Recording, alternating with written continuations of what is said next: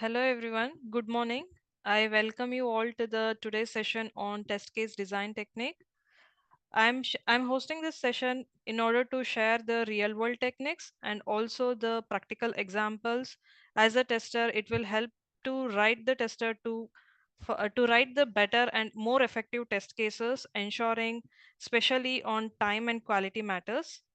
So let's see what we are going to cover and why this test case design technique is more important for the tester to ensure like better test coverage.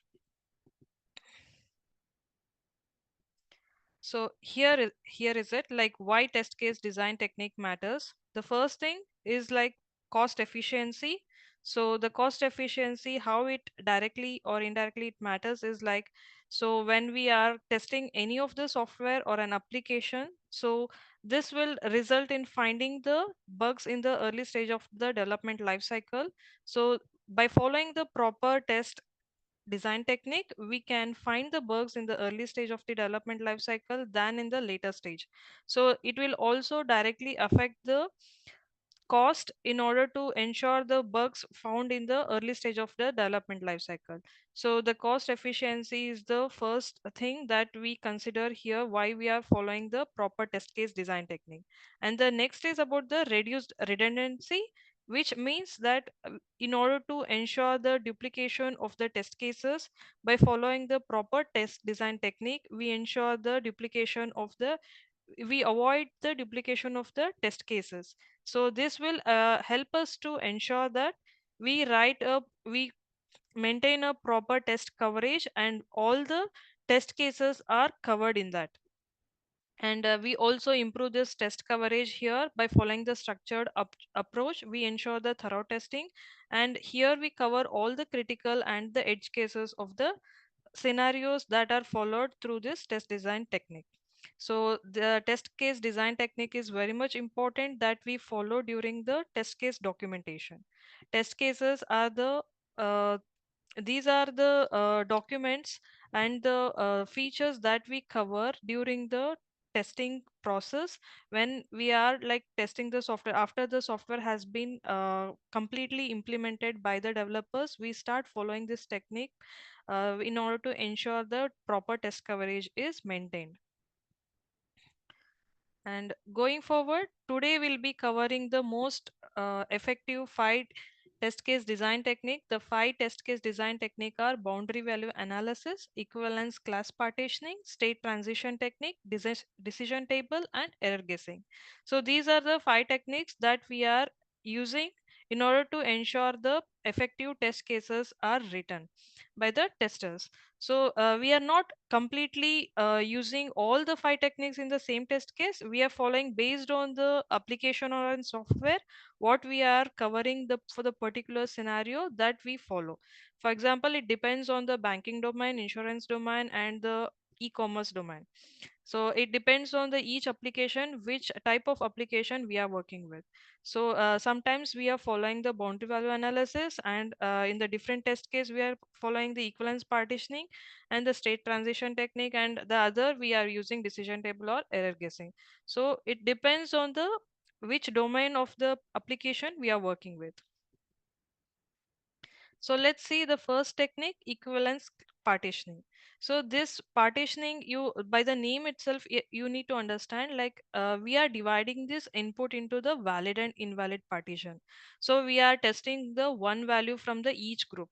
So here is an example you can see. So if you see some registration form or in some other e-commerce website or the other things, so they clearly mention something like the age field will be like 18 to 56 or 18 to 25, something like that. So firstly we consider the case of invalid and valid partition here by dividing this partition into here with an example you can see in this table. So we consider 18 to 56 is the valid case, so the input should be between the 18 to 26 numbers. If you consider like when we are working as a tester, we need to consider in the boundary level where less than 18 is like 17, and the valid case is between this range and the invalid case is again above this range. So equivalence class partitioning mainly it works for the inputs like the numbers, also with the some alphabets as well. So alphabets, we take an example of the email password. So we'll show it in the upcoming slides here. So hope you guys understand in the equivalence partitioning. So how it is working as an technique that when we are working as a tester, when we are also documenting as an test case. So we are covering invalid case, valid case, and again the invalid case. So when the user enters the valid number, so it will not throw any error. But if you are entering any invalid number here, giving an input in the registration form, so it will throw some error like accepting the value between 18 to 56. So yeah, this is one of the technique that also helps in the covering the proper test coverage. So the next one, we go with the boundary value analysis. Yeah, Boundary value. Yeah. sorry. Actually, I was expecting kind of real-time projects like for equivalence partitioning or boundary value analysis. As Yeah, you I'm mentioned, like it's a covering. banking. Similar, Okay. if you give some heads up, okay, this technique could be very useful for this retail projects, Yeah, telecom going projects, forward, kind of. going forward, I'm covering some practical examples where you can analyze these techniques, how you can apply for that. Okay.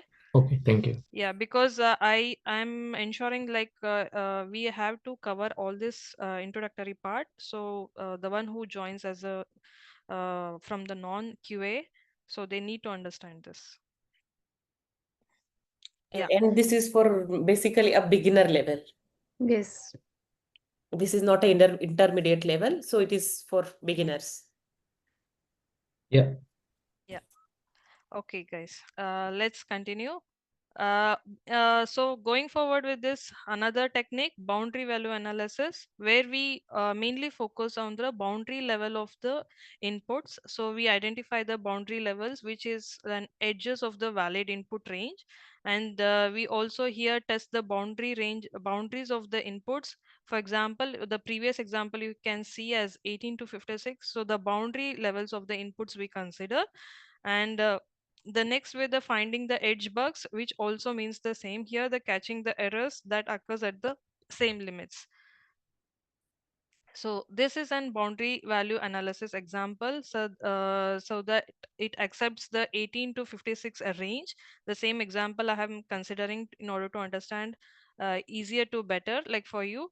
And here you can consider, we consider it as then like the boundary value as 18 to 56 is like 18 is the minimum boundary level, 56 is the maximum boundary. So here we consider minimum value, minimum minus one value is 17, and minimum plus value is 19. So the minimum value is 18 and the minimum plus value is 19, and the maximum value is 56.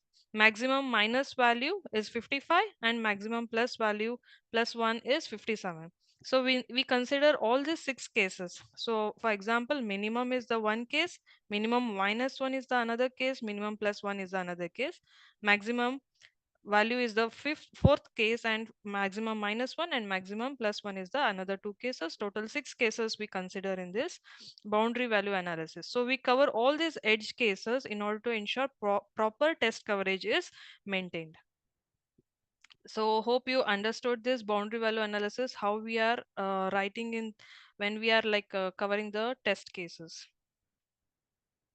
So most of them feel like the difference between the equivalence partitioning and the boundary value analysis are same, but here it's like a small difference. It's just that we are also covering in the equivalence partitioning, we are considering the categories of the invalid and the valid range. In the boundary value, we are covering the edge cases of the minimum and the maximum range.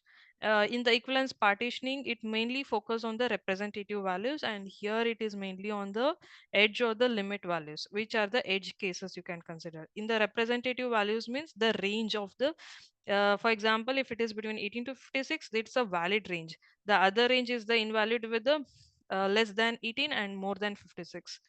And next we can go with for which it applies, like equivalence partitioning is mainly applies for the text type and the numeric type, and here boundary value it's mainly for the numeric. And in the equivalence partitioning, you can consider like few test cases are covered because we are taking one input from the each range.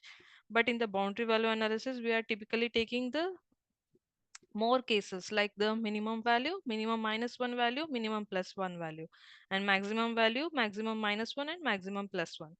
So this is how it works for the equivalence partitioning and boundary value you can sometimes use both these cases and work in the same test case. So going forward, this is the another technique that we can use based on the domain which we are working on.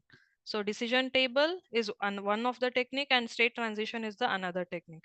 So decision table is like mainly for the combination of the inputs, like it produce the different results for the combination of the inputs. And the state transition mainly it for the behavior depending on the sequence of the inputs. I'll show the example so that you clearly understand how these techniques are used on the different domains. So in the decision table you can see this ATM card example. So when you insert the card, so you get an option of entering the pin. So when you enter the valid code or the valid pin, so you are able to transaction, you are able to do the transaction of the money, and you are able to withdraw the money, and you can remove this card. So if in the valid case itself, it works everything in a proper way. If the pin code doesn't, if the pin code is wrong, then you are not able to access the money, or you cannot able to go enter into the account. In the state transition, these are the behavior, like the step by step behavior that you need to follow when the one case is accepted, when the one case is valid, then you are able to go into the next step. For example, the banking domain you can consider here. So let's see the example so that you can understand better. So in the decision table technique, so here I'm showing the conditions with the different actions.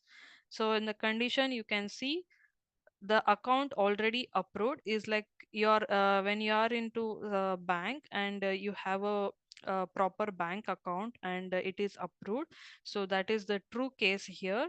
And you are able to, like, one time password is matched when you are following some transaction, and when you enter into your account, you get some OTP for the verification for the security purpose.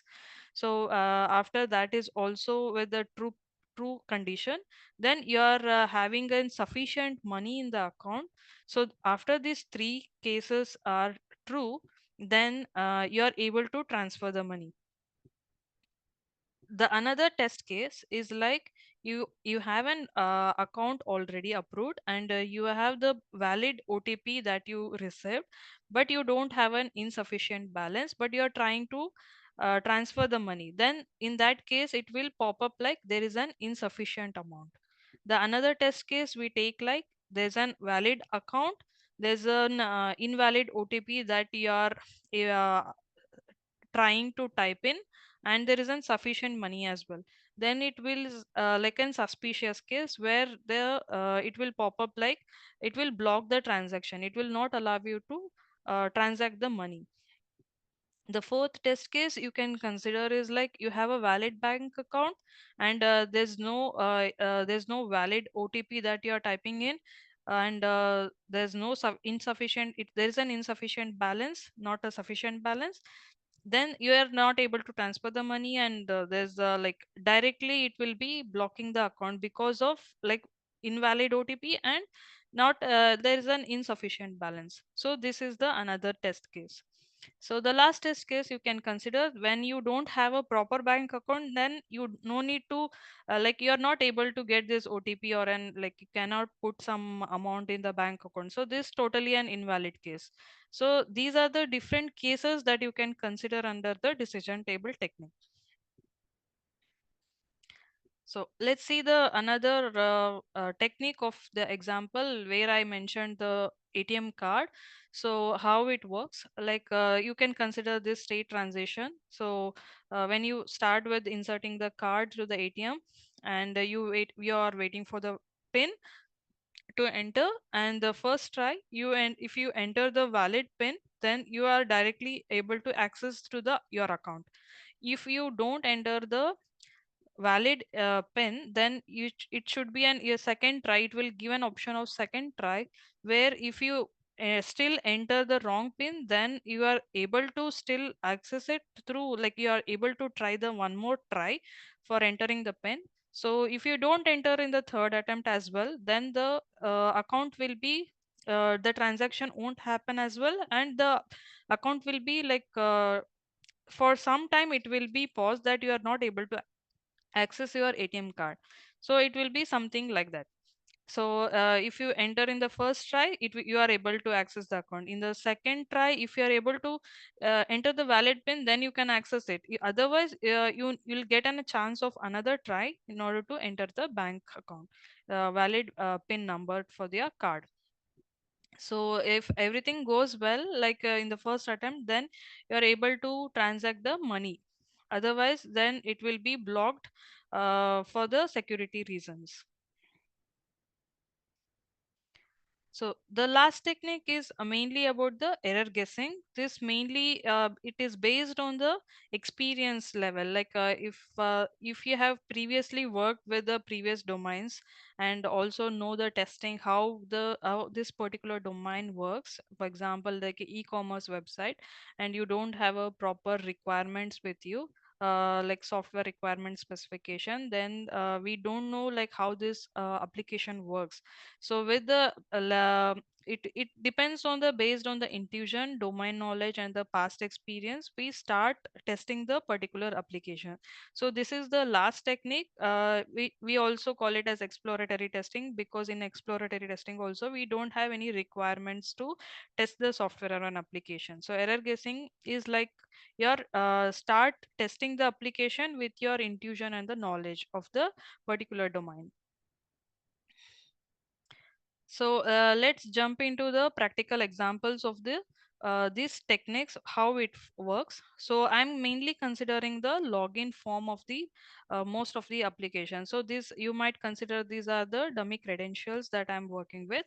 So in the first equivalence class partitioning, so you can consider in the test case, these are the uh, these are the test case documentation, how it looks like, and these are not the complete columns I have covered here, because in order to understand in a simpler way, I have picked the very few columns, like from which like the primary the column is about the test case ID and the description, what is this test case about, and the test data that we are using for the particular test case, and the expected result. So if you consider the first test case, I'm taking the valid scenario here. It's like valid email and a password. So it's a valid portion in the equivalence class partitioning. So the valid email and the password looks like this. The email is user@example.com and the password is like this. So when we enter this particular credentials, then you are able to log in for the particular application. So this is the first scenario when you are working as a tester, like the valid case. The second one is about the invalid email and the valid password. This is the another case that we need to check as a tester. So when you are entering the invalid email and a valid password, so we need to test the applications by giving the invalid credentials like alternative. In the login form, you can consider the three best cases. So here with the invalid email format and a valid password. So if you can see here in the email field, I have missed at the rate, and I just written like userexample.com. So it should throw some error, like an invalid username or a password. And in the password field, I have given the right password, still the username doesn't match. So because of the security reasons and the privacy, so we need to ensure like the application should be tested well in all the critical scenarios and the edge cases. The third case is more about the same, like the yeah, I'm just shuffled with this, the second test case with like valid username and invalid password. Still, like you can see here with the email credential, I have given the valid credential, but the password is wrong.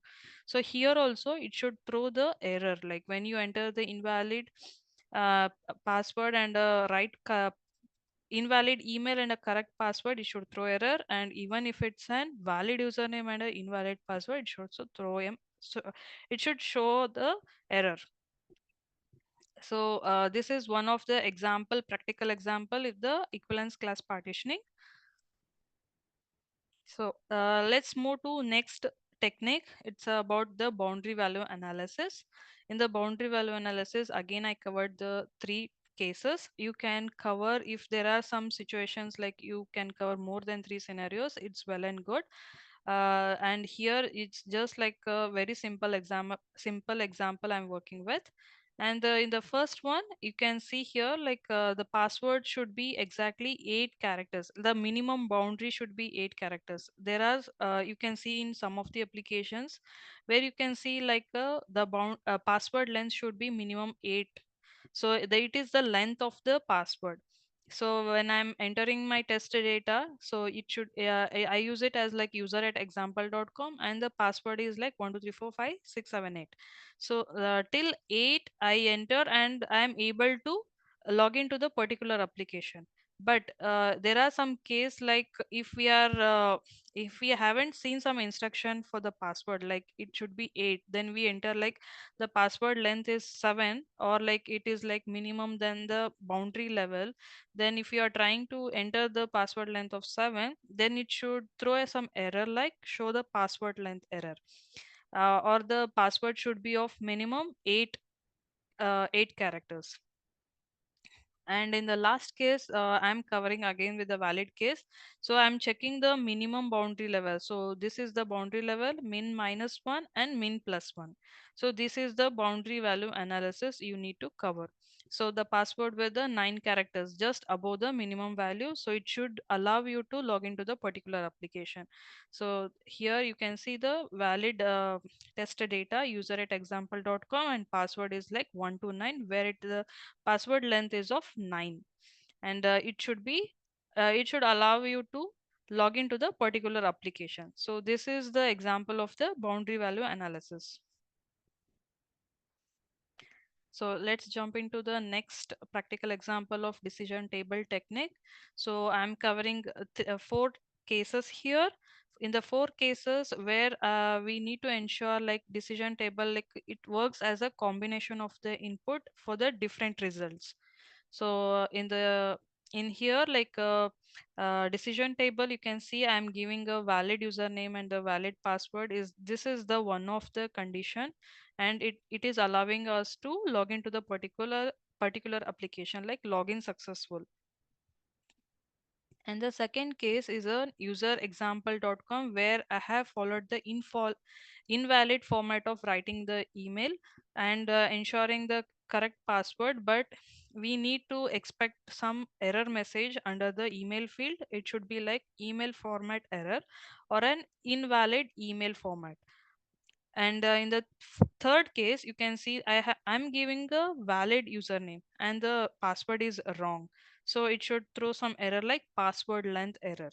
So the last example, you can see again it's an invalid case and an invalid password. So there are like 4 cases: valid, valid, invalid, valid, valid, invalid case, and invalid and invalid case. So in the last, you can see in email and password error. So both of them are not the proper format or the proper format that is not followed according to the developer that they are set for the particular application. So this is the decision table technique, how it works. So the fourth one is about state transition. State transition, you can see, is a sequence of steps that will allow for the user, when the first step is valid, then it will you can move into the another step. Then if it is valid, then you can enter into the last step. So the same form, like the login form, if you consider, if you enter a login, entering the valid email and the valid password and click on login, then you are able to log into the particular application. In the second test case, if you are entering the invalid email and leaving the empty password field, and you are trying to click on login, and then it should throw some error message like it you are you should be on the same login page with the proper error message on the password field. So the password field is a mandatory field. And the third test case is about entering the password only, leaving the email field as empty, and you are trying to click on login button. So you have to remain on the same login page where the proper error message should be displayed on the email field. And the last test case is about the on the empty credentials, like you are failing to log in 3 times for the any of the for some of the applications, and that account should be logged. Especially this works for the banking accounts. You are trying to log in again and again with the invalid credentials, then your account will be locked. So the last one is about the error guessing. So error guessing, so with no requirements and with no proper following the techniques, you try to document this test case with any of these applications. So here you can see error prone inputs. What are the different inputs that as a tester with the previous experience you can give? So the first test case is about the email field left blank. So one of the field, if you try to leave blank and trying to click on the login or the submit button, it should show some required error field. And the second case, you are trying to enter the wrong format in the particular field. Like for example, in the email field, the proper format is followed, like the user at example.com or something like your personal account, if you consider something like that. So it should be like it should be not with some other than the special characters at the rate or something like that. So if you followed like different format for the text in the email field, then it should be an invalid email format. And if you are also trying to use very long password, like more than 100 characters, greater than 100 characters, then it should also show the length validation. Sometimes that doesn't allow the user to enter so many characters for the password field. And the last test case is about copy paste into the password field. So there are more scenarios that in most of the applications you cannot copy paste the password field from one to another, but it's like when you are resetting the password, there is a confirmation password is present. So it will not allow you to copy paste the password field. Only in the login page you are able to copy paste, but when it is like when you forget some password and you are trying to resetting the password, so you are not able to paste the password field, the password into the password field in the confirm password there. And the expected result should be input accepted or restricted. Some applications allow and some doesn't allow it. So these are the 5 practical examples that I have showed you by covering in the test case pattern. So let's conclude with this, why this test case design technique is more effective for the testers to follow in order to ensure the proper test coverage. So this mainly helps in improving the test coverage for the testers to cover all the edge cases and also find the bugs in the uh, early step of the development life cycle. And it also helps in designing the effective and focused test case for the testers in order to ensure all the scenarios, critical scenarios are covered. And this also helps in reducing the redundant effort, where in order to avoid the duplication of the test cases to save the time and ensuring the quality. And this also helps in supporting the risk based and the real world testing of the software application. And we here combine the logic with an experience driven scenarios by following the proper and the structured approach of the test case design technique. So hope this session finds you well for following the proper test case design technique. So let me know if anyone has questions.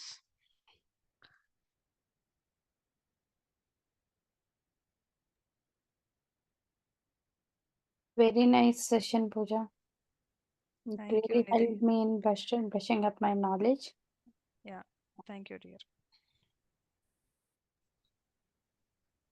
Well done. Actually, I suspect a few more topics would have been covered is it session over because or you are planning to have one more since it's blocked 1 hour? Yeah, it's I was planning to take for the beginner level testers because Yeah. or as a, like the one who wants to jump into QA or the testing field domain. So I am focused on this part of the No, definitely target it's audience. useful for the beginners who come to the QA fresher role. But for me, I thought we could have covered a little more Okay, okay. topics. But Yeah, If you what it's so want if far any covered more, is really like, good. With example is really helpful for the beginners. Actually, it's a clear Yeah. understanding format. yeah, in the Yeah. upcoming session, if I plan, then I will surely share it in the meetup, so that it will be easy for you to join and learn more. Yeah, that would give a brief introduction to decide whether the session would be for Yeah. some intermediate or advanced level people can Yes, Yeah. join. Yeah. In the yeah, yeah. meetup event, Arul, like we have written everything, like who should attend. So Yeah, there it is, like it's for beginner friendly session only. The persons who want to switch their career in IT. So we have designed a curriculum in that way that they can understand easily. yeah, yeah. That's interesting because I expected a little more in depth topics, but so far it's covered really good Yeah. session. Yeah, Good yeah. session. Thank you. Whatever we are covering and who should attend, everything is written in like meetup. We are Yeah. specifying everything so that there is no confusion. Yes. Yeah. Thank you. yeah, Thanks if for you today. want little Thank more you. about like our SITA, please contact our SITA admin as well as our SITA HR so Sure. that you will get to know more about the SITA. Great. Yeah, I'll get back. Thank you. yeah, contact Have a SITA nice day. admin. Yeah, we are in LinkedIn and we are in Facebook. Please contact us and be in touch with us so that you will get more events, meetups. Mm. Hope I am clear, Arun Prakash. Yes. Ah, okay, thank Thank you. you. So let me know if any topics are not clear or like any doubts are there, so that I'm here to help.